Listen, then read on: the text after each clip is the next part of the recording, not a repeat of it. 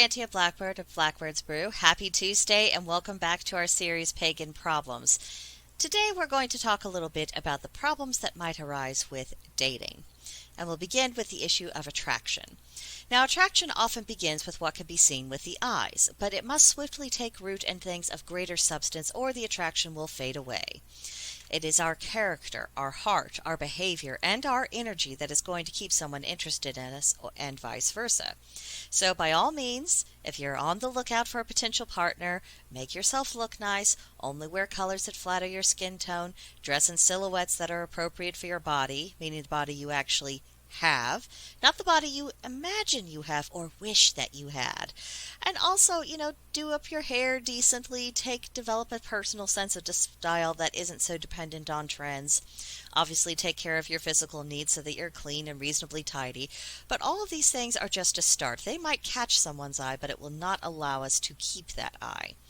The real work in attracting a life mate is, of course, internal. What do you bring to the table? Why should someone invest their time and effort into forming a permanent bond with you? Why should someone want to build a life with you? What qualities do you have that would make you a good spouse and potentially a good parent?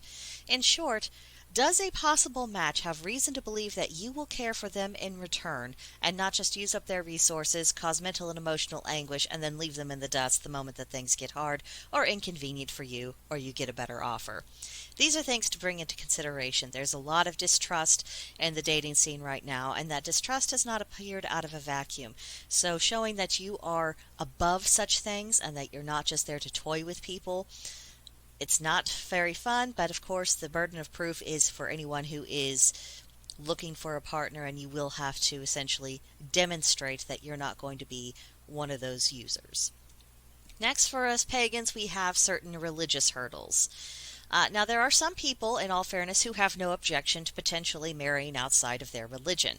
But then there are other people who will flatly refuse to entertain the possibility. It is absolutely vital that both parties are in agreement about where they stand on this, especially if they don't share the same faith. Whether they agree or disagree with the idea, there will always be some people who will feel that they have been untrue to their faith and false to their God if they marry an outsider, and they will have issues with their consciences as a result.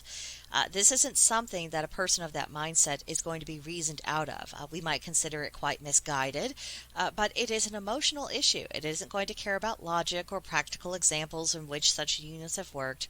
It's just going to make that person unhappy.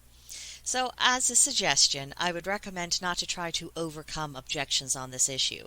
People who feel this way are never going to be happy if they feel dishonest about who they're with. In all probability, the union would fail, broken hearts all around, and if there are children in the mix, they would suffer as well. So be sure there's peace on the issue of religion to avoid long-term problems. And lastly, let's talk about dating with purpose. If you're wanting a long-term relationship and have hopes of marriage, at least at some day, because when you meet someone, you don't know that, oh, I want to marry this person. Of course you don't know. But if you might be able to say to yourself, I would like to be married at some point. So when you are looking at potential matches, you need to keep that in mind. It is an act of folly to date in a manner that doesn't reflect what you really want to accomplish. Hookup culture is not a path to romance, to marriage, or to stability. Now, two consenting adults is a perfectly proper legal standard. But when we're dealing with hearts and hope for the future, it's best to be just a tad more picky. Not just anyone would do.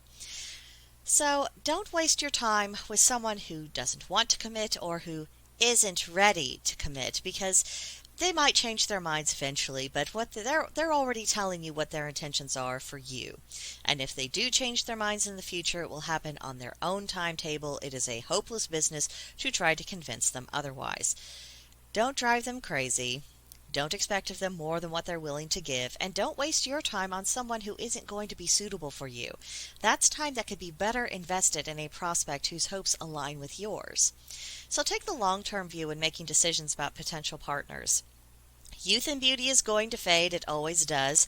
Money may come and go, although it is best if you have a good handle on how to manage money, whether that amount of money is large or small. But when it comes down to it, what matters is character of both parties. That's what's going to give a potential match longevity, and it is on character that compatibility, especially over the long term, is truly based. So those are just a few thoughts. You're very welcome to share your own opinions in the comments section below, or you could come see us on Discord and let us know what you think there. There is a link to join in the description box below if you haven't joined us there already. But I think that is it for now. I will see you in the next one. Bye.